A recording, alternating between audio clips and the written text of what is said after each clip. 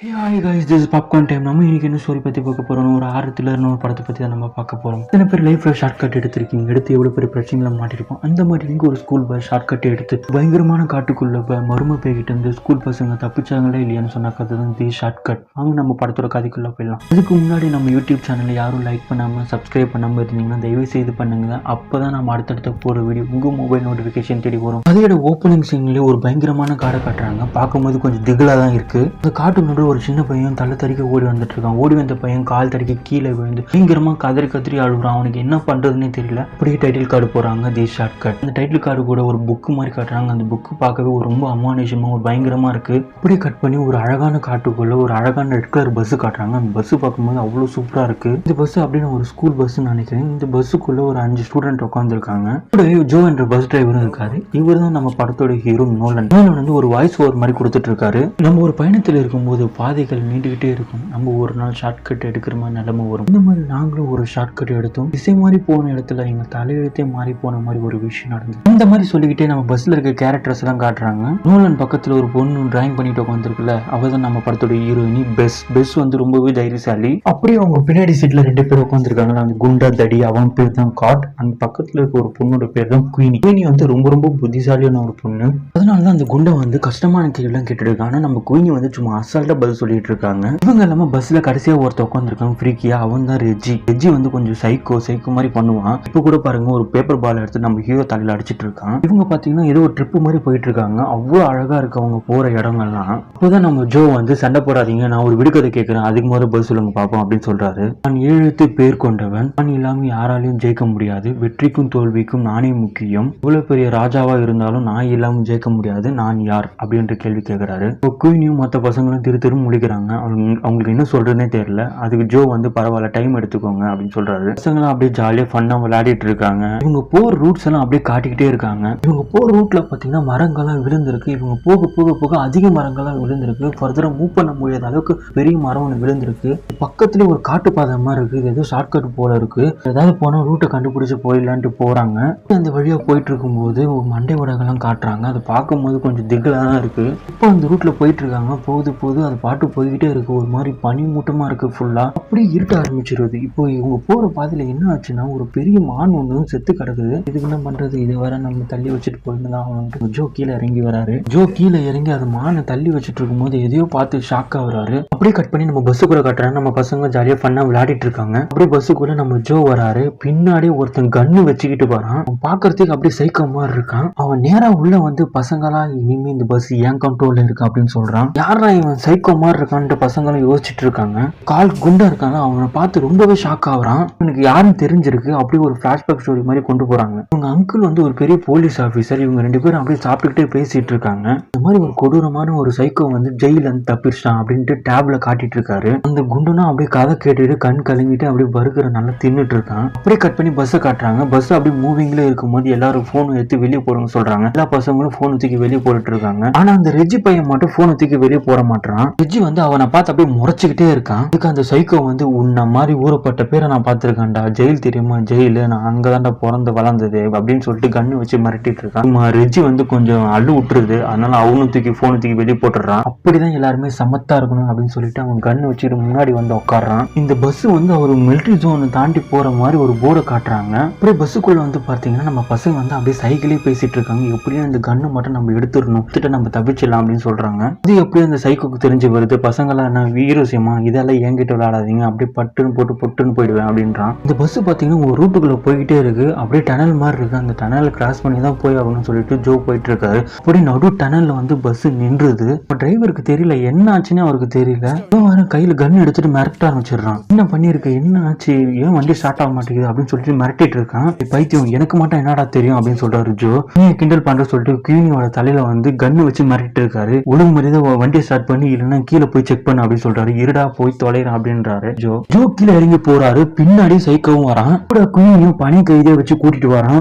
பாரு என்ன ஆச்சு பாரு, சீக்கிரம் பாரு அப்படின்னு சொல்லிட்டு இருக்கான். இருடா இப்பதான்டா பார்க்க ஆரம்பிச்சிருக்கான், எல்லாமே கரெக்டா தான்டா இருக்கு, என்ன ஆச்சுன்னு எனக்கே தெரியலடா அப்படின்றான். இப்படி டனல்ல இருக்க லைட் லைட் எல்லாம் வந்து ஆஃப் ஆகி எரிஞ்சிட்டு இருக்கு. அப்படியே திடீர்னு டூம் இருட்டாயிடுது. இப்போ அந்த டனல்ல அப்படியே லைட் பிளிங்க் ஆகி எரிஞ்சிட்டே இருக்கு. இப்போ டனலுக்கு நடுவுல ஏதோ ஒரு உருவம் உட்காந்துட்டு இருக்க மாதிரி இருக்கு. இப்போ ஜோ தன் கையில இருக்க டார்ச் அடிச்சு பாக்குறாரு. ஜோ அப்படியே கிட்ட போயிட்டே இருக்கும்போது ஏதோ ஒரு உருவம் உட்காந்துட்டு இருக்க மாதிரி இருக்கு.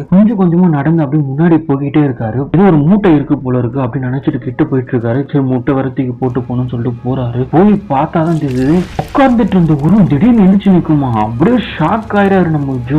அடிச்சு அப்படியே இழுத்துட்டு போயிருது அவரை. நம்ம சைக்கோ வந்து அதை பார்த்து மிரண்டு அப்படியே பஸ்ஸுக்கு இழுத்துட்டு ஓடிடுறாரு. பசங்க எல்லாம் கத்துறாங்க, என்னாச்சு ஜோக்கு, என்ன ஆச்சு, என்ன நடந்ததுன்னு கேக்குறாங்க. தயவுசெய்து கொஞ்சம் அமைதியா இருங்க, எனக்கு என்ன பண்றதுன்னே தெரியல அப்படின்னு சொல்றாரு சைக்கோ. முதல்ல நம்ம இங்க இருந்து தப்பிக்கணும்டா சொல்லிட்டு சாவி தேடுறாரு. சாவி இல்ல, சாவி யார்ட்ட இருக்குன்னு ஜோ கிட்ட தான் இருக்கு. அந்த சைக்கோ திரும்பி அந்த குண்டை நான் பாக்குறேன், நீ தான் போய் சாவி எடுத்துட்டு வரணும். குண்டை என்னால முடியவே முடியாதுன்னு கத்துறான், அழுகுறான், என்ன பண்றதுன்னு தெரியல.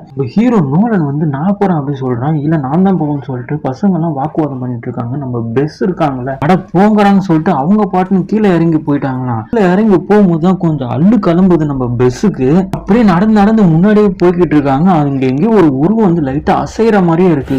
பெஸ் வந்து டார்ச் அடிச்சு பாக்குறாங்க, மிரண்டு ஓடி வராங்க பஸ்ஸுக்கு. பசங்களை என்னாச்சு அப்படின்னு கேக்குறாங்க. அது பார்க்க ஒரு அனிமல் மாதிரி இருந்துச்சு, ஆனா அது ஒரு அனிமலே கிடையாது அப்படின்னு சொல்லிட்டு அழுகுறாங்க. நம்ம சைக்கோவும் எப்படி சாவி கிடைச்சிச்சு, ரெஜ்ஜி கூப்பிட்டு நீ தாண்டா ஓட்டணும்னு சொல்லிட்டு மிரட்டிட்டு இருக்கான். ரெஜ்ஜி வந்து டிரைவர் சீட்ல உட்காந்து ஸ்டார்ட் பண்றான், ஆனா ஸ்டார்ட் ஆகல. ஸ்டார்ட் பண்ணி சொல்லி மிரட்டிட்டு இருக்கான் நம்ம சைக்கோ. இடுப்பான ரெஜ்ஜி வந்து சுர்றான்னு சொல்லிட்டு அங்க ஒரு கை கலப்பு ஆயிடுது. இந்த கை கலப்புல என்ன ஆயிடுதுன்னா ரெஜ்ஜி வந்து அவனோட கண்ணு புடுங்கிடுறான். நம்ம ரெஜ்ஜி வந்து கண்ணு வச்சு அந்த சைக்கோ மிரட்டிட்டு இருக்கும் போது பஸ்ஸுக்கு மேல ஏதோ ஒரு உருவம் நடந்து போயிட்டு இருக்க மாதிரி இருக்கு. இந்த கேப்ல பசங்கிட்ட இருந்து கண்ணு பிடிக்கிறான் அந்த சைக்கோ. நம்ம சைக்கோ வந்து யாருன்னு சொல்லிட்டு வெளியே போய் கத்திட்டு இருக்கான். அது என்னன்னே தெரியல, நீ முதல்ல உள்ள வாடா அப்படின்னு சொல்லிட்டு பசங்க கூப்பிடுறாங்க. அவன் வந்து கண்ணு வச்சுட்டு எப்படி அப்படின்னு சுத்திட்டு இருக்கும் போது திடீர்னு வந்து ஒரு பேய் வந்து அவன் கண்ணாடியில போட்டு அவன் மூஞ்ச போட்டு அழுத்திட்டு இருக்கு. கண்ணாடி ஃபுல்லா ரத்தமா இருக்கு. பசங்களும் உள்ள கத்திட்டு ஓடுறாங்க பின்னாடி. ரெஜ்ஜி வந்து இந்த வண்டி எப்படின்னா ஸ்டார்ட் பண்ணு சொல்லிட்டு ஹேண்டில் பாரை போட்டு ஆட்டுறான். வண்டி ஸ்டார்ட்டே ஆக மாட்டேங்குது. மற்ற பசங்க எல்லாம் சமாதானப்படுத்துறாங்க, இருடா யோசிப்போம்டா என்ன பண்றதுன்னு. இவன் போயிட்டு அப்படியே அமைதியா லாஸ்ட் சீட்ல போய் உட்காந்துறான்.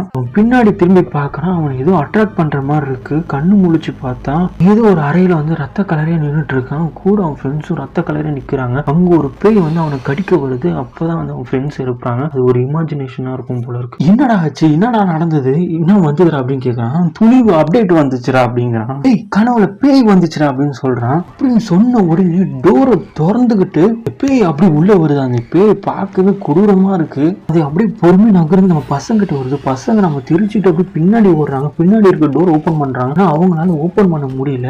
பெஸ் இருக்காங்கல்ல, பெஸ் கையில இருக்க டார்ச் லைட் வந்து கை போட்டு ஆன் ஆயிடுது. அந்த லைட் வந்தோடனே அந்த பேய் தெரிச்சு ஓடிடுது. இது தெரிஞ்சுக்கிட்ட நோலன் வந்து அந்த டார்ச் லைட்டை வாங்கி அது லைட் வச்சு அடைக்கிறான். அது பயந்து பின்னாடியே போயிட்டு இருக்கு. வாங்க சீக்கிரம் நம்ம தப்பிச்சு ஓடிடலாம் சொல்லிட்டு ஓடுறாங்க எல்லாருமே. அந்த டனலுக்கு நடுவில் ஓடிட்டே இருக்கும் போது பின்னாடி திரும்பி பார்க்கும் போது தான் தெரியுது அந்த பேய் வந்து பஸ்ல கத்திக்கிட்டு இருக்கு. அப்படி அந்த டனலுக்குள்ள நடுவில் ஓடிட்டே இருக்கும் போது தான் அதுக்குள்ள ஒரு சப் டனல் இருக்கு, அதுக்குள்ள போயிட்டு இருக்காங்க. அப்படி ஒரு சப்டிக்குள்ள ஓடிக்கிட்டே இருக்காங்க. எவ்வளவு நேரம் தான் ஓடிட்டே இருக்குதுன்னு கேட்டுட்டு இருக்காங்க பசங்க. அதெல்லாம் ஒண்ணும் இல்லடா, நம்ம ஏதாவது ஒரு வழி கண்டுபிடிச்சு போயிடலாம்னு சொல்லிட்டு பசங்க பேசிக்கிட்டே போறாங்க. இப்போதான் வந்து அங்க ஒரு சின்னதா ஒரு ரூம் மாதிரி கண்டுபிடிக்கிறாங்க. அந்த ரூம்ல வந்து ஒரு மேப் மாதிரி இருக்கு. ரூம்ல அப்படியே கொஞ்சம் கேண்டில்ஸ் எல்லாம் இருக்கு. அப்படியே அந்த ரூம்ல கொஞ்ச நேரம் ஸ்டே போடுறாங்க. நம்ம ஹீரோ நோலன் வந்து அந்த மேப்பை பார்க்கறாங்க. இது கண்டிப்பா இது எதுவும் மிலிட்டரி ஜோன் மாதிரி இருக்கு. இது கண்ட்ரோல் ரூம் எங்கன்னா இங்கதான் இருக்கும். இந்த ரூமை மட்டும் நம்ம எப்படின்னா கண்டுபிடிச்சா போதும், இங்க இருக்க எல்லா லைட்ஸ் ஆன் பண்ணிடலாம், நம்ம கம்யூனிகேஷன் கூட பண்ணிடலாம் அப்படின்ட்டு நம்ம நோலன் சொல்றான். இங்க வந்து நம்ம ஒரு ரகடான ஒரு பையன் இருப்பான்ல, அவன் வந்து அவங்க அப்பாவோட போட்டோ பார்த்துட்டு அப்படியே கொஞ்சம் ஃபீல் பண்ணிட்டு இருக்கான். இந்த மாதிரி ரகடான பசங்களுக்குள்ள ஏதாவது ஒரு சாஃப்ட் கார்னர் இருக்கும்ல அப்படின்னு சொல்லிட்டு பசங்க அப்படியே ஜாலியாக பேசிட்டு இருக்காங்க. ஹீரோ இருக்காங்க, நானும் பேசும் வந்து போய் அந்த கண்ட்ரோல் ரூம் எங்க இருக்கு நாங்க தேடுறோம், நீங்களும் கொஞ்சம் சேஃப் வராங்க அப்படின்னு சொல்றான். இங்க வந்து அப்படியே ரெண்டு குழுவும் அப்படியே தனியா ஸ்பிளிட் ஆகுறாங்க. இங்க வந்து இந்த பசங்க தனியா இருக்காங்க. இந்த குண்டா இருக்கால அவன் வந்து போர் அடிக்குது போல இருக்காங்க, காத்துல அப்படியே ட்ரம்ஸ் வச்சிட்டு இருக்கான். இதனால வந்து ரெஜ்ஜி செம்ம கடுப்பாரான். தயவு செய்து கொஞ்சம் வாய் மூடிட்டு இருக்கு, எல்லா குச்சியத்தை வாயில சூறிடுவா அப்படின்னு மிரட்டுறான். அப்படியே இவங்களுக்குள்ள அப்படியே சின்ன கை கலப்பாயிருது. அப்போ குயின் வந்து தயவு செய்து கொஞ்சம் அமைதியா இருங்க, எனக்கு சூச்சு வருது அப்படின்னு சொல்றான். வா நான் கூட்டு போறேன்னு சொல்லிட்டு ரெஜ்ஜி கூட்டிட்டு போறான். இந்த பக்கம் வந்து நம்ம ஹீரோ ஹீரோயினை காட்டுறாங்க. இங்க ஒரு பயங்கரமான லைட் செட்டப் மாதிரி ஒன்னு ரூம் கண்டுபிடிச்சிருக்காங்க. நம்ம ஹீரோ புரிஞ்சுக்கிறான், இந்த பேயை வந்து யாரோ அழிக்கிறதுக்காக தான் இது ரெடி பண்ணிருக்காங்க அப்படின்னு சொல்லிட்டு. ஏன்னா அந்த பேய் வந்து லைட்டை பார்த்துன்னு கூடிடுது, அதுக்காக தான் அந்த லைட் செட்டப் வச்சிருக்காங்கன்ற நம்ம ஹீரோ புரிஞ்சுக்கிறான். அந்த லைட் செட்டப் பக்கத்துல பார்த்தா ஒரு எலும்பு கூட இருக்கு. இறந்து போயிருப்பாரு போல இருக்கு, இறந்து போனாலும் எலும்பு கூட இருக்கும் போல. இந்த பக்கம் பாத்தீங்கன்னா நம்ம ரெஜ்ஜி குயினி காட்டுறாங்க. நம்ம ரெஜ்ஜி வந்து என்ன ஆச்சா அப்படின்னு கேட்கறான். பார்த்தா குயினி காணோம். நம்ம உடனே ஓடி போய் அந்த குண்டர் டாப்புக்கு சொல்றான், அந்த குயினி காணோம்டா சொல்லிட்டு வாட தேரலன்னு சொல்லிட்டு போறாங்க. அங்க பார்த்தா ஒரு குயினி வந்து நம்ம ஒரு பேய் வந்து கடிச்சிட்டு இருக்கு. நெருப்பு காட்டுறான் ரெஜி. நெருப்பு காட்டணும்னே அந்த குயினி உடனே அந்த பேய் வந்து கொஞ்சம் தள்ளி போகுது. தள்ளி போனோடனே வந்து ரெஜி வந்து குயினி கூட்டிட்டு போறான்னு சொல்லிட்டு குண்டன் சொல்றான். குண்டனா வந்து குயினி கூட்டிட்டு போறான். கூட்டிட்டு போகும்போது நம்ம ரெஜி வந்து அந்த பேய் கிட்ட மாட்டிக்கிறான். இவங்க இந்த பக்கம் வந்து நம்ம குண்டனும் குயினி போயிட்டு இருக்காங்க. குயினி சொல்றான் ரெஜியை தனியா விட்டுட்டு நம்ம வந்துடக்கூடாது, நம்ம போய் காப்பாத்தலாம் சொல்லிட்டு குண்டனை கூட்டிட்டு போறான் குயினி. இங்க போனா நம்ம ரெஜியை வந்து கடிச்சிட்டு இருக்கு பேய். அப்படியே அவங்க நெருப்பு பந்தத்தை வச்சு காட்டுறாங்க. அது பயந்து ஓடிடுது. இந்த பக்கம் பாத்தீங்கன்னா நம்ம ஹீரோ ஹீரோயின் வந்து கண்ட்ரோல் ரூம் வந்து கண்டுபிடிச்சிடுறாங்க. வந்து ஏகப்பட்ட கண்ட்ரோல்ஸ் இருக்கு. இங்க வந்து எப்படின்னா இந்த ஜென்ரேட்டர் மட்டும் ஆன் பண்ணிட்டோம்னா ஒத்துமொத்த எல்லா லைட்ஸும் நம்ம ஆன் பண்ணிடலாம்னு சொல்லிட்டு நம்ம ஹீரோ சொல்றான். வந்து லைட்லாம் எப்படி ஆன் பண்ணிட்டாங்க. ஆன் பண்ணி பார்த்தா இங்க நிறைய நியூஸ் பேப்பர் கட்டிங்ஸ்லாம் இருக்கு. நிறைய மிஸ்ஸிங் கேஸ் தான் இருக்கு. ஃபுல்லா யாரும் ரிசர்ச் பண்ணிருக்காங்க போல இருக்கு. அப்பவே இங்க வந்து ஒரு புக்கு மாதிரி இருக்கு. அந்த புக்கு அப்படியே காட்டுறாங்க. நிறைய இந்த புக்கு ஃபுல்லா வரைஞ்சி வச்சிருக்காங்க. அப்படியே எழுதிலாம் வச்சிருக்காங்க. ஆனா பாதியில அது முடிஞ்சிருக்கு. கடைசி பேஜ்ல பாத்தீங்கன்னா போட்டோ இருக்கு. ஒரு பையன் ஒரு பொண்ணு தங்கச்சி போல இருக்கு. ஜியோலோ ஷார்பின்ட்டு அந்த நேம் போட்டிருக்கு. வேற யாரும் இல்ல, அந்த போட்டோல இருக்க அந்த பையன் பேரு தான் அது. சரி எவ்வளவு நேரம் இங்கே இருக்குது, நம்ம எப்படியும் வெளியே போகணும்னு சொல்லிட்டு இதுக்கு ஏதாவது ஒரு எண்டு இருக்கும், நம்ம அந்த எண்டோட டோர் கண்டுபிடிச்சா வெளியே போயிடலாம் அப்படின்னு சொல்லிட்டு இவங்க 2 பேர் பேசிக்கிட்டே வராங்க. இப்படி நடந்து வந்துட்டே இருக்கும் போது அந்த டனல்ல இருக்க லைட்ஸ் எல்லாம் அப்படியே பிளிங்க் ஆகி இருக்கு. இந்த லாஸ்ட் எண்ட்ல ஏதோ ஒரு சத்தம் மாதிரி கேக்குது. நம்ம ஹீரோல அவ்வளவுதான்டா நம்ம மாட்டோம்டா அப்படின்னு சொல்லி நினைச்சுக்கிட்டு அப்படியே அள்ளு விட்டு நிக்கிறாரு. பக்கத்துல இருந்து பார்த்தா நம்ம பசங்க வந்துட்டு ஓடி வந்துட்டு இருக்காங்க. அப்படியே பாத்தீங்கன்னா எல்லாரும் அப்படியே ரீயூனிங் ஆயிடுறாங்க. ரொம்ப சந்தோஷமா இருக்கு. அப்படியே ஹாப்பியா இருக்காங்க எல்லாரும் ஒண்ணு சேர்ந்தது. நம்ம குயினிக்கு அப்படியே பாக்குறாங்க. கழுத்துல அப்படியே கடி போட்டிருக்கு. அப்படியே ரத்தமா வந்துட்டு இருக்கு. இந்த கடியை பாத்தீங்கன்னா கொஞ்சம் டிஃப்ரெண்டா இருக்கு. ஒன்னும் கவலைப்படாத, நம்ம எப்படியாச்சும் வெளியே போயிடலாம் அப்படின்னு சொல்லிட்டு இருக்காங்க. அவங்க ஒரு விஷயத்த கண்டுபிடிச்சோம், நீங்க வந்து பாருங்கன்னு சொல்லிட்டு மறுபடியும் அப்படியே அந்த கண்ட்ரோல் ரூம் கொண்டு போறாங்க அந்த பசங்களை. உங்களுக்கு ஒருத்தர் இன்ட்ரோ கொடுக்குறேன்னு சொல்லிட்டு இவர் தான் ஜூலியோ ஷார்பின்னு சொல்லிட்டு அங்க ஒரு எலும்பு கூட இருந்ததுல அதை காட்டுறாங்க. பசங்க அப்படியே பயந்துகிட்டு கொஞ்சம் வாய் கொமட்டிக்கிட்டு வந்துருது. அவங்களுக்கு அங்க ஒரு டைரி மாதிரி இருந்துச்சு. அந்த டைரி எடுத்து அப்படியே படிக்க ஆரம்பிக்கிறான் நம்ம ஹீரோ. அந்த டைரியில வந்து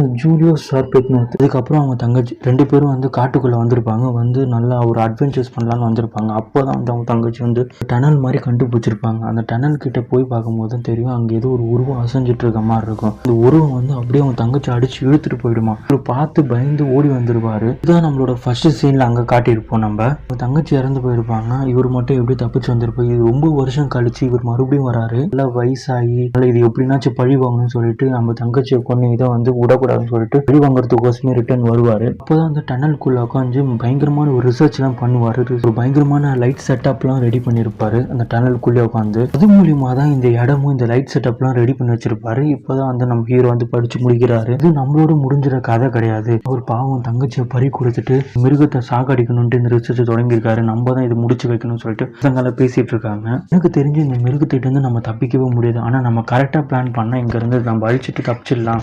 ஃப்ரெண்ட்ஸ் எல்லாம் ஓகேடா சூப்பரா நம்ம பிளான் பண்றோம், இங்க எத்தனை முடிச்சுட்டு போறான்டா அப்படின்னு சொல்லிட்டு நல்லா பேசிட்டு இருக்காங்க. இது வந்து ஒரு பிளாஷ்பேக் ஸ்டோரி மாதிரி போயிட்டு ஜூலியருக்கு உண்மையிலே என்னதான் ஆச்சுன்றதை காட்டுறாங்க. அவர் நல்லா ரிசர்ச் பண்ணிட்டே இருக்கும் போது திடீர்னு ஏதோ ஒரு சத்தம் மாதிரி கேக்குது. அவர் திடீர்னு ராடெல்லாம் எடுத்துக்கிட்டு ரெடியா இருக்காரு அழிக்கிறதுக்கு ரெடியா. அந்த இடத்துக்கு வந்து அவர் வந்து அப்படியே கொண்டு போடுறது. இப்போ இதுதான் அங்க நடந்தது. இப்போ வந்து நம்ம பசங்களை காட்டுறாங்க.